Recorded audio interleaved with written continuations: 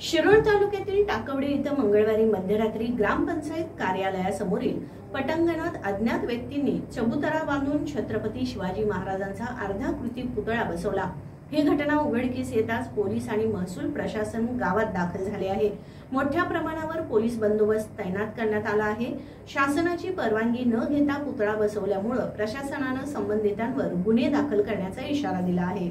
प्रांताधिकारी मौसमी चौगले यांनी घटनेची गंभीर दखल घेतली असून कठोर कारवाईचे संकेत दिले आहेत।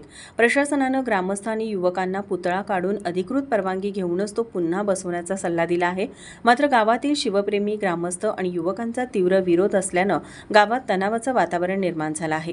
पोलिसांनी सकाळी 6 वाजल्यापासून गावात तळ ठोकला असून वरिष्ठ पोलीस अधिकारी आणि महसूल विभागाचे अधिकारी घटनास्थळी उपस्थित होते। हातकणंगले तालुक्यातील पट्टणकोडोली येथील घटनेच्या धर्तीवर ही घटना घडल्याने प्रशासन अधिक सतर्क झाला आहे।